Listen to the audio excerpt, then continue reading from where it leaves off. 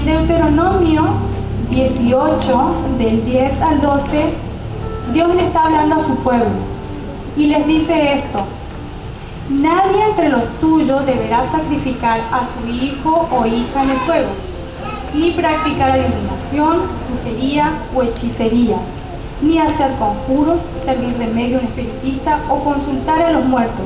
Cualquiera que practique estas costumbres será abominable al Señor. Entonces, ¿qué opina Dios acerca de esta práctica de consultar y de hablar con los muertos? Es abominable ante los ojos del Señor. Dios lo aborrece y lo prohíbe. Y además, otra cosa, es inútil hablar con los muertos porque ellos no nos pueden responder. Entonces, ¿qué tenemos que hacer frente a la muerte? ¿Qué tenemos que hacer frente a estos fantasmas? Frente a la muerte, nosotros no tenemos que tenerle temor, porque nosotros sabemos que tenemos vida eterna. Nosotros tenemos que estar preparados para enfrentar la muerte. ¿Qué pasa cuando un familiar muere? Nosotros lo que tenemos que hacer es orar y pedirle a Dios que traiga consuelo y paz a nuestro corazón. Y también tenemos que orar por nuestros familiares que aún no conocen al Señor, para que ellos estén preparados para enfrentar la muerte también. Y en cuanto a los fantasmas, que son los demonios, que sabemos que son espíritus, dice en Santiago 4:7: someteos a Dios, resistid al diablo, ¿y qué va a pasar? Él huirá de vosotros. Entonces, hasta acá, ¿me entendieron? Acerca de la muerte.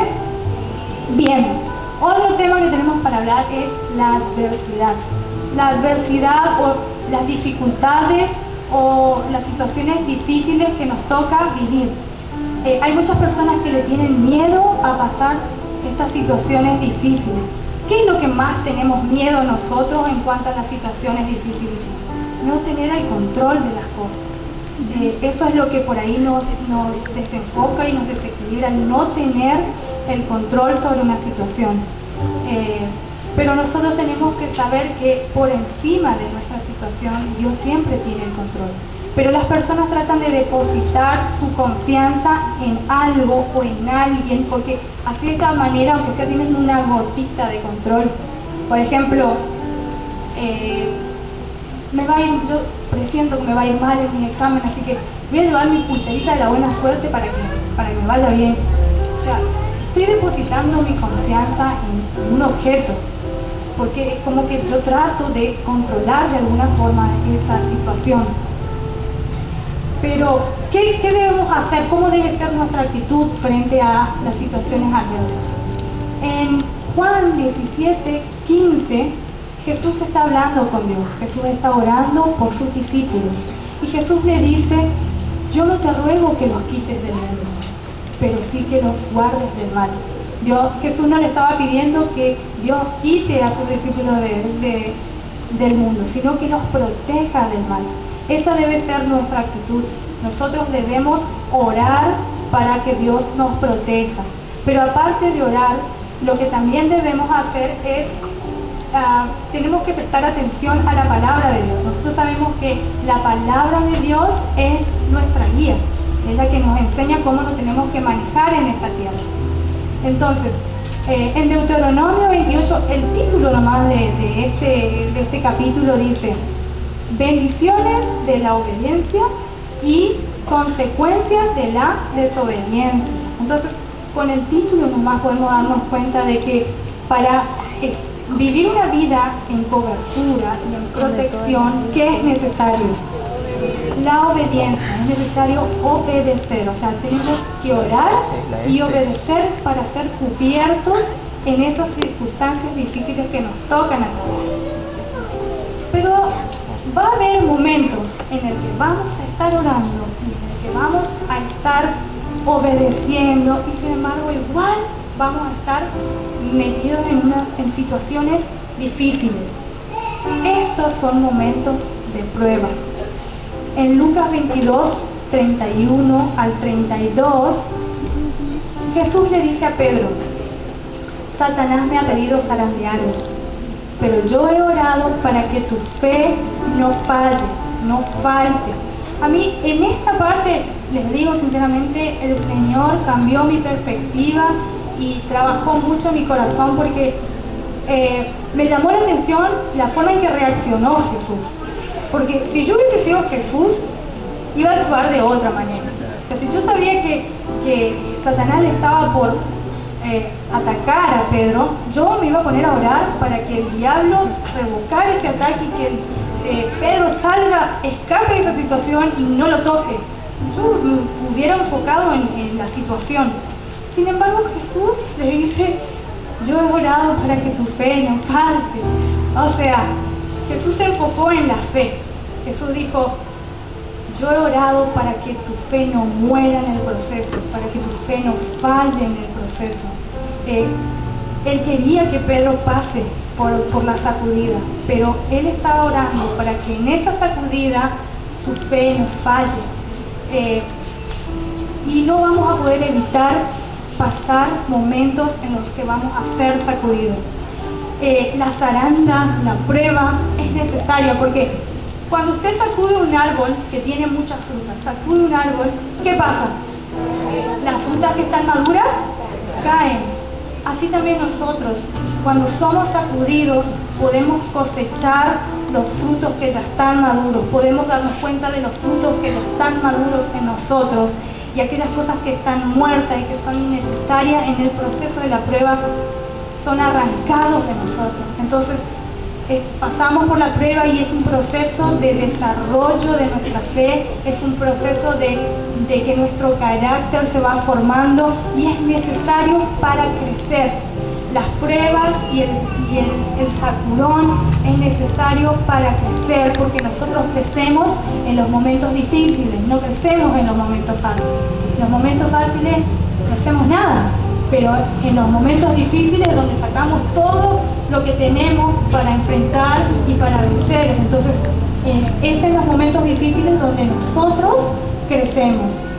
Y les digo esto, hermanos, les digo esto: si usted trata de evitar pasar por situaciones, por esas pruebas, si usted evita, sepa que usted mismo está poniendo obstáculos en su crecimiento. Usted mismo está retrasando su madurez espiritual. La prueba es necesaria, pero dice que si nosotros oramos y nos mantenemos en obediencia, Dios nos dará la fuerza para superarlo. Jesús está orando por nosotros para que nuestra fe no falle en el proceso. Amén. Bueno, esto en cuanto a las adversidades, ¿se entendió? Sí. Bueno, el último tema es acerca de las maldiciones. Hay personas que le tienen mucho temor a las maldiciones. Quizá usted mismo habrá visto que alguien le dice una palabra de maldición a otra persona y se cumple. Habrá visto que le dice algo malo y se cumple lo que le dice. Es porque en realidad las palabras de maldición tienen poder para dañar, realmente dañan. Pero nosotros, si estamos en cobertura de Dios, que sabemos que la cobertura viene por la obediencia, como decimos recién, esas maldiciones no nos pueden tocar. Un claro ejemplo lo vemos en la historia de Balac y Balaam, ¿se acuerdan? Balac le había pedido al profeta Balaam que maldiga al pueblo de Dios. Y Balaam le dice: ¿podré yo maldecir lo que Dios bendijo? Si Dios ha pronunciado palabras de bendición, ¿podré yo revocarlo? O sea, Dios es nuestro escudo. Si nosotros nos mantenemos en obediencia y estamos bajo la protección de Dios, esas maldiciones no nos pueden dañar, no nos pueden tocar. Ahora, si nosotros estamos sabiendo específicamente acerca de que alguien ha pronunciado alguna palabra de maldición sobre nosotros, lo que debemos hacer en primer lugar es pedirle a Dios protección. Y en segundo lugar, lo que tenemos que hacer es apropiarnos de la sangre y del sacrificio de Cristo, porque Cristo en esa cruz se hizo maldición por mí. Cristo en esa cruz ya llevó mis maldiciones. Entonces, tengo que pedir que Dios me cubra y me tengo que apropiar de la sangre de Cristo. Y obviamente, mantenerme en obediencia. ¿Sí? Bueno, esto es lo que tenía que compartir yo con ustedes. De todo esto que yo estuve aprendiendo, lo que les puedo decir, lo que personalmente en mí trabajó mucho, yo no le tengo miedo a la muerte, ni tampoco le tengo miedo a las maldiciones, pero sí me ha tocado vivir situaciones en las donde yo no sé por qué me pasa. Veo que usted dice, porque estoy sirviendo a Dios, estoy haciendo esto, ¿por qué me pasa esto? ¿Por qué me veo metida en tantas dificultades? Y ver la respuesta de Jesús que le dio a Pedro de que no te voy a sacar de la zaranda, pero he orado por tu fe. Eso trabajó mucho en mi corazón y me hizo entender muchas situaciones por las que yo pasé, y ahora entiendo que fueron pruebas. Y si usted está en este momento en medio de una situación así, donde usted sabe que es una prueba, yo le quiero animar diciéndole que usted está a punto de subir un nivel más en su madurez, de que Dios está trabajando en su fe para desarrollar su fe, y sepa que Jesús está intercediendo y está orando por usted para que su fe no falle en el proceso. Amén.